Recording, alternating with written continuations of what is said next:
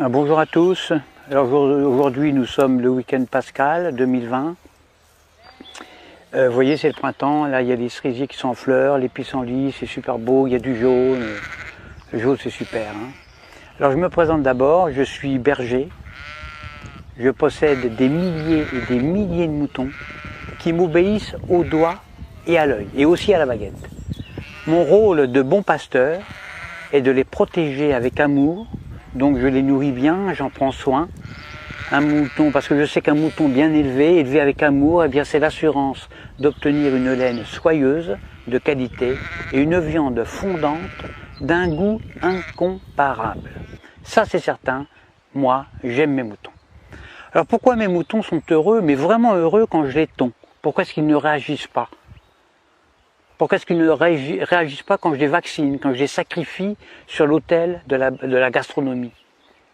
Il y a un mystère, il y a un mystère. Surtout quand on sait que moi, je suis qu'un petit bonhomme fragile, qui ne ferait pas le poids face à un mouton en colère. Un seul mouton en colère, un seul bélier peut me tuer d'un seul coup.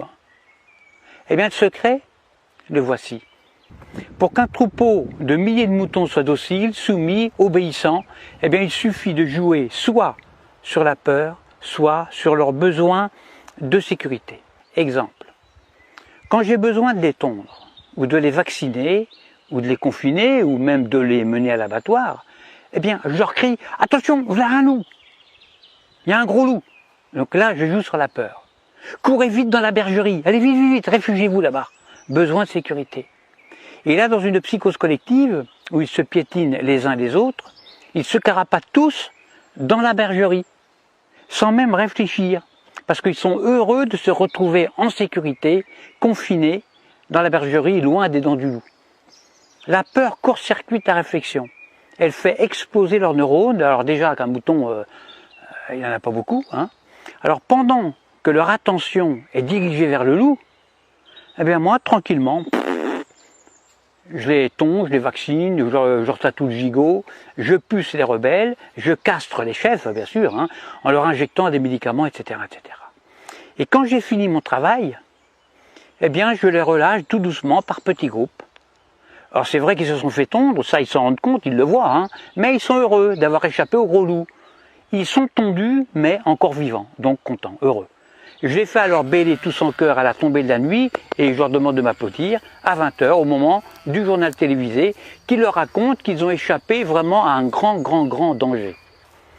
Alors bien sûr, sur le nombre, il y a toujours quelques rebelles, des moutons noirs, qui sont des moutons plus intelligents que les autres, qui comprennent, ils ont pigé mon stratagème. Alors ils essayent, ils tentent désespérément d'expliquer à leurs frères moutons, à leurs congénères, que si le loup en croque 2 ou 3 seulement, le berger, lui, est beaucoup plus dangereux, puisqu'ils finiront tous sur une table en méchoui, ou sur la table pascale. Alors il faut les gérer, ces moutons noirs, qui ne veulent pas rentrer dans la bergerie, parce que ce sont des rebelles, ce sont des esprits libres. Alors à ceux-là, soit je leur montre mon bâton, soit je les fais mordre par mon chien. Or le mieux c'est d'égorger un seul mouton noir devant les autres. Alors ça c'est super efficace ça. Pour un seul de sacrifié, j'en terrorise des milliers qui deviennent mais alors doux comme des agneaux. J'en tue un et j'en soumets des milliers. C'est comme ça qu'on étouffe la moindre velléité de révolte. Alors il y a de nombreux hommes politiques qui viennent me demander de les coacher. Alors que moi je ne suis qu'un simple berger, je suis qu'un pauvre berger. Mais s'ils me le demandent, c'est justement parce qu'on peut utiliser ces méthodes, les méthodes de berger, chez des humains. En effet, la différence entre le comportement des moutons et celui des humains, eh bien c'est que justement il n'y a aucune différence. C'est ça le secret. Le secret est là, il n'est pas ailleurs. Donc, quand on veut faire passer une loi impopulaire, qui ne fait pas plaisir, eh bien on le fait pendant que la population a peur. Par exemple, on parle de crise climatique, de crise de la dette, de crise financière, de tempête, de canicule, de terrorisme, de crise sanitaire, etc., etc. À cause du coronavirus, là on joue avec la peur, eh bien on a réussi à confiner non pas des milliers de moutons, mais des milliards d'humains sur toute la planète, sur toute la Terre. Des humains, confinés comme des animaux. Des humains déshumanisés. Et le pire, le plus révoltant, le plus dramatique, c'est que les chefs rebelles ferment leur gueule. Les grands chefs, ils acceptent aussi leur confinement. Alors la seule solution pour s'évader de ce piège machiavélique serait un réveil collectif. Alors moi personnellement, je ne perds plus mon temps à essayer d'éclairer les blaireaux. Ça ne sert à rien, ça ne sert strictement à rien. Parce que quand j'explique la stratégie dont sont victimes les moutons, soit le mouton est déjà éveillé, alors dans ce cas-là, toutes mes explications sont vraiment inutiles, ou alors je tombe sur un mouton con. Et si c'est un mouton con, il ne comprendra rien à ce que je lui raconte. Parce que justement, c'est un mouton con.